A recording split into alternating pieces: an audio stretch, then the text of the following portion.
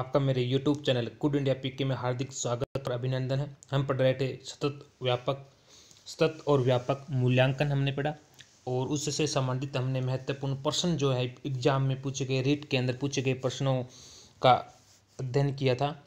और आज उपलब्धि परीक्षण से संबंधित क्वेश्चन है और ये क्वेश्चन जो है वो रेट के अंदर आए हुए प्रश्न है।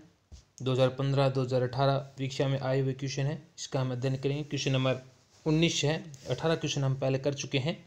क्वेश्चन नंबर 19, निम्न में से उपलब्धि परीक्षण का निर्माण का चरण नहीं है। निम्न में से उपलब्धि परीक्षण निर्माण का चरण नहीं है। तो पहला ऑप्शन है शैक्षणिक उद्देश्यों को लिखना। तो बिल्कुल ये पहला ही चरण है, शैक्षिक उद्देश्यों को लिखना पहला चरण है।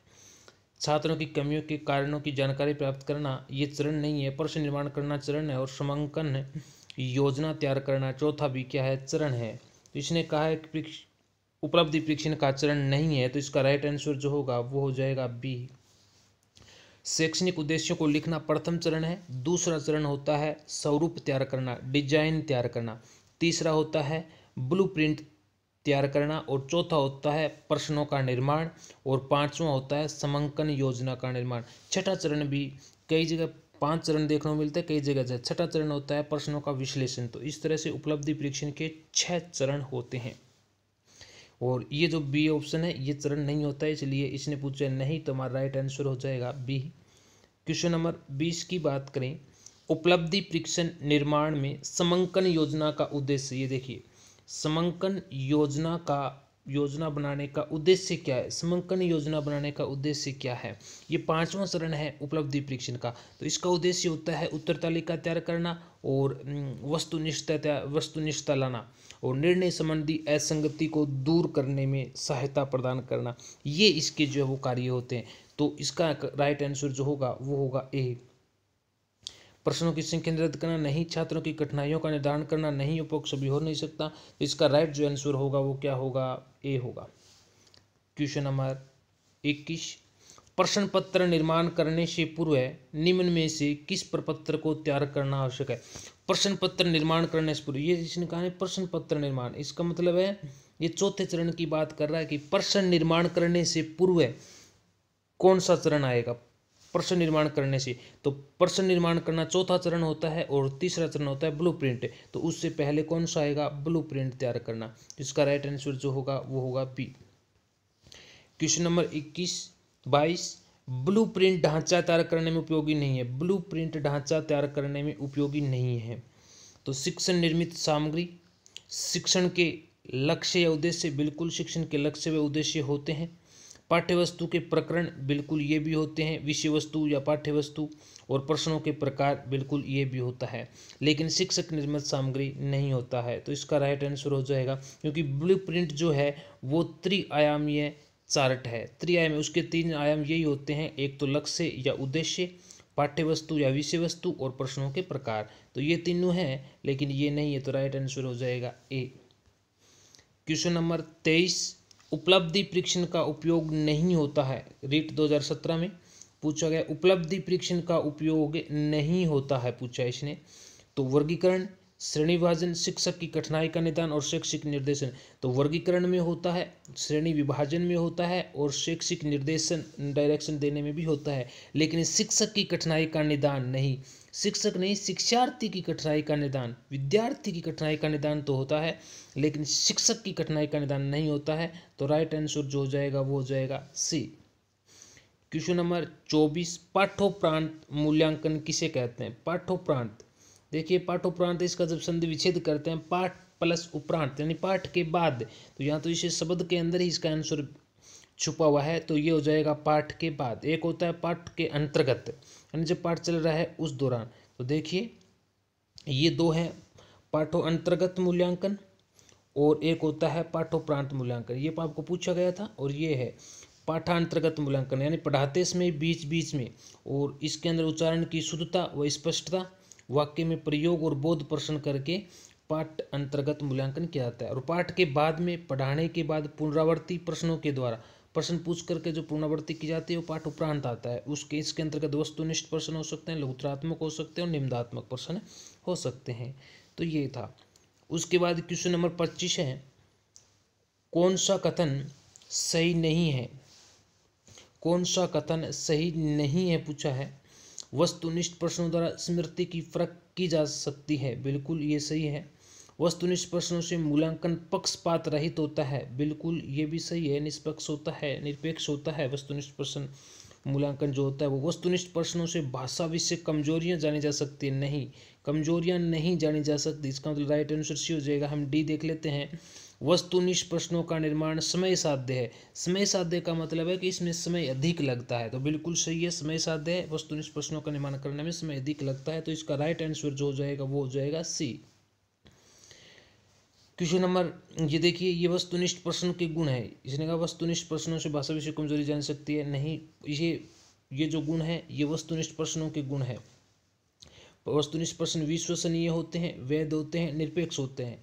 निरपेक्ष मतलब ये निरपेक्ष होते हैं, मतलब इसके अंतर्गत क्या होता है, देखिए ऑप्शन था हमारा पीछे, वस्तुनिष्ठ मूल्यांकन पक्षपात रहित होता है, तो ये निरपेक्ष होता है, पक्षपात रहित होता है।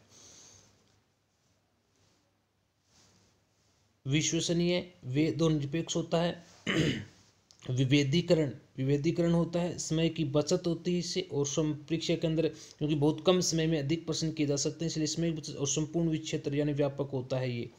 तो ये इसके गुण थे, या मूल्यांकन के अंदर गुण पढ़ते हैं एक अच्छा आदर्श मूल्यांकन की, वो इसके अंतर्गत आते हैं। और इसके दोष क्या है? इसके दोष है कि इसके निर्माण कार्य कठिन होता है, यानी वस्तुनिष्ठ प्रश्नों को बनाना एक आदर्श शिक्षक, एजुकेटेड शिक्षक की आवश्यकता पड़ती है, प्रशिक्षित शिक्षक की आवश्यकता पड़ती है, इसलिए इसका निर्माण कार्य तो थोड़ा कठिन है।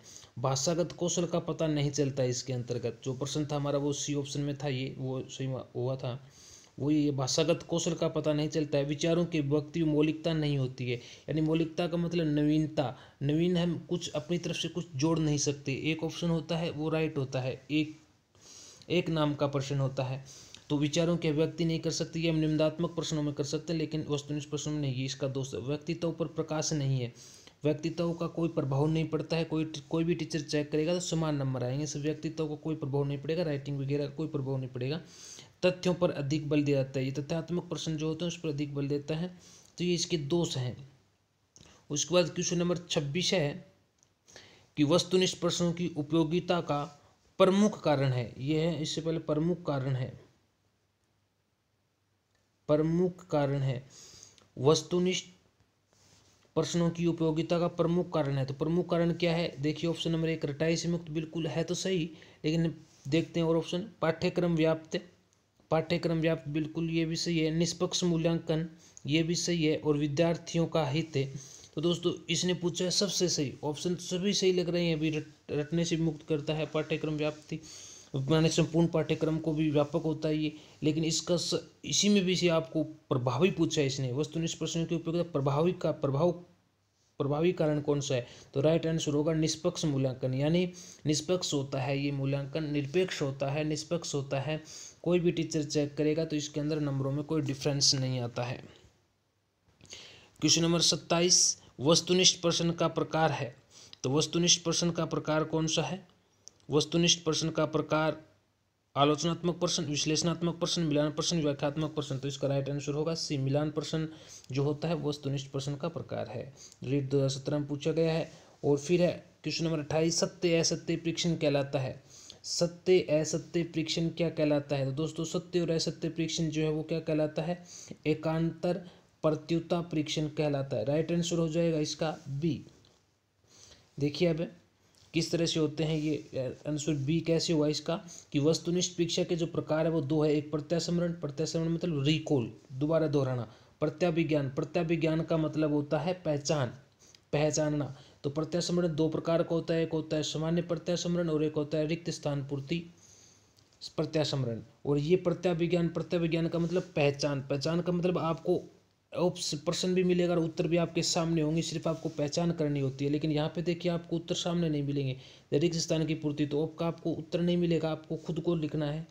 तो इस तरह से यहाँ पे होता है। और यहाँ पे जो प्रत्यय विज्ञान में आपको ऑप्शन मिलेंगे 4, यानी आपको सत्य असत्य बताना होगा या मिलान चिन्ह आपके सामने होंगे, सभी आंसर भी सामने है आपके, आपको बस पहचान करनी है। इसलिए प्रत्यय विज्ञान रूप का मतलब पहचान करना। जैसे एकांतर अनुक्रिया रूप है, तो एकांतर अनुक्रिया रूप इसी को ही बोलते हैं सत्य असत्य परीक्षण। वहाँ पे प्रश्न में देखिए क्या आया था, एकांतर प्रत्युत्तर परीक्षण था। ये क्या था, एकांतर प्रत्युत्तर परीक्षण। तो यही है एकांतर प्रत्युत्तर परीक्षण या एकांतर अनुक्रिया रूप जो है वो सत्य असत्य परीक्षण को कहा जाता है। बहुविकल्प प्रश्न, मिलान पद रूप, वर्गीकरण पद रूप और सादृश्य अनुभव रूप, ये प्रत्यय विज्ञान के रूप होते हैं, वस्तुनिष्ठ प्रश्नों के प्रकार होते हैं। उसके बाद विचारों की, क्वेश्चन नंबर 29 है, विचारों की अच्छी अभिव्यक्ति किस प्रकार के प्रश्नों में हो सकती है। विचारों की अच्छी अभिव्यक्ति, तो अच्छी अभिव्यक्ति जो है हम प्रस्तुत करते हैं वो तो निम्नात्मक प्रश्नों में कर सकते हैं अपनी व्यक्ति। राइट आंसर सी हो जाएगा इसका। क्वेश्चन नंबर ये देखिए, ये निम्नात्मक प्रश्नों के गुण हैं। निम्नात्मक प्रश्न निर्माणकारी इनका सरल होता है, बिल्कुल सरल होता है। जैसे हमने कहा महात्मा गांधी टिप्पणी लिखो तो बहुत आसानी से हो सकता है, लेकिन वस्तुनिष्ठ प्रश्नों का निर्माण करना कठिन कार्य। इसमें भाषा कौशल, लेखन कौशल और व्याकरण सम्मत जो है उसका विकास, मौलिकता में नवीनता और विचारों की अभिव्यक्ति और शब्द भंडार का ज्ञान होता है, उच्च मानसिक क्षमता का मापन होता है। ये गुण थे निम्नात्मक प्रश्नों के। और क्वेश्चन नंबर 30 है, उपलब्धि परीक्षण। उपलब्धि परीक्षण के संबंध में कौन सा उपयुक्त नहीं है, कौन सा उपयुक्त नहीं है। मौखिक परीक्षा में पक्षपात की आशंका रहती है। बिल्कुल मौखिक परीक्षा में पक्षपात की आशंका रहती है। इसमें प्रश्न पूछता है, किसी को टिपिकल पूछ लेता है, किसी को सरल, तो पक्षपात की आशंका रहती है। निम्नात्मक प्रश्नों के मूल्यांकन में वस्तुपरकता का अभाव रहता है। वस्तुपरकता मतलब वस्तुनिष्ठता, वस्तुनिष्ठता का क्या रहता है, अभाव रहता है। बिल्कुल ये भी सही है। क्रियात्मक परीक्षाओं में शाब्दिक ज्ञान का महत्व नहीं होता। बिल्कुल ये भी सही है। क्रियात्मक परीक्षाओं में यानी प्रैक्टिकली जो परीक्षाएं होती है उसमें शब्द नहीं होते, हाथ की क्रियाएं होती है, तो ये भी सही है। डी है, वस्तुनिष्ठ परीक्षा से मौलिकता का विकास होता है। नहीं, वस्तुनिष्ठ परीक्षा से मौलिकता का विकास नहीं होता है, निम्नात्मक प्रश्नों से जो है वो मौलिकता का विकास होता है। तो इसका राइट आंसर जो हो जाएगा वो हो जाएगा डी। क्वेश्चन नंबर 31, वर्तमान परीक्षा प्रणाली में दोष क्या है। तो वर्तमान में तो सभी प्रकार की परीक्षाएं होती है, निम्नात्मक परीक्षाएं होती है, तो ये विद्यार्थी द्वारा अर्जित योग्यता का सही मूल्यांकन नहीं करती। बिल्कुल ये भी सही है। इसमें संपूर्ण पाठ्यक्रम के अध्ययन की आवश्यकता नहीं रहती। बिल्कुल निम्नात्मक प्रश्न आते हैं, वन सीरीज से काम चला लेते हैं। इसमें अंकन का कोई सुनिश्चित मापदंड नहीं। बिल्कुल ये भी सही है। और इसका राइट आंसर जो होगा वो हो जाएगा डी। ये सभी सही है।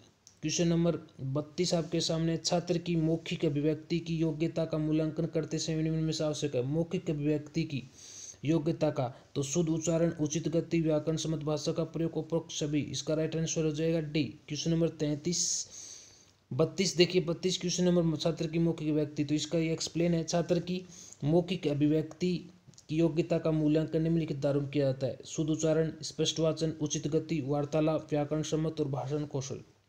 और ये आपको ऑप्शन में थे 3, ये 3 ऑप्शन में थे पीछे वाले प्रश्न में, तो अप्रोक्स बी आंसर हुआ था। क्वेश्चन नंबर 33, अधिक विश्वसनीय परीक्षण है।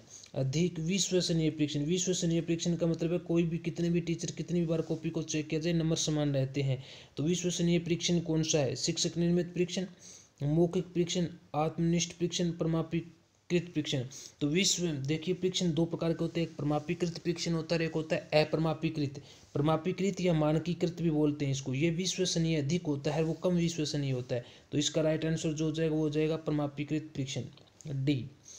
देखिए ये उपलब्धि परीक्षण के उपयोग हैं। उपलब्धि परीक्षण का उपयोग, तो उपलब्धि परीक्षण का उपयोग किसमें किया जाता है, विद्यार्थी का वर्गीकरण करने में, शैक्षिक निर्देशन में, विद्यार्थियों की कठिनाइयों का निदान करने में। वहाँ हमने पहले जो प्रश्न देखा था वहाँ था शिक्षक की कठिनाइयों का निदान करने में, इसलिए वो गलत हुआ था, वो ऑप्शन गलत हुआ था। शिक्षक की कठिनाइयों का नहीं, विद्यार्थियों की कठिनाइयों का निदान करने में और विद्यार्थियों को प्रेरित करने में उपलब्धि परीक्षण का उपयोग किया जाता है। उपलब्धि परीक्षण का उपयोग परीक्षा परिणामों के आधार पर क्रम निर्धारण करने में, श्रेणी विभाजन में, कक्षा उन्नति करने में, निदानात्मक शिक्षण प्रदान करने में और शिक्षण व शिक्षण विधि में सुधार करने में इसका उपयोग, ये इसके उपयोग थे उपलब्धि परीक्षण के। उसके बाद ये जो परीक्षण दिखाई दे रहे हैं आपको, बुद्धि परीक्षण, रुचि परीक्षण, अभिरुचि परीक्षण, उपलब्धि परीक्षण, व्यक्तित्व परीक्षण, ये सभी के सभी परीक्षण जो है वो प्रमाणीकृत परीक्षण है।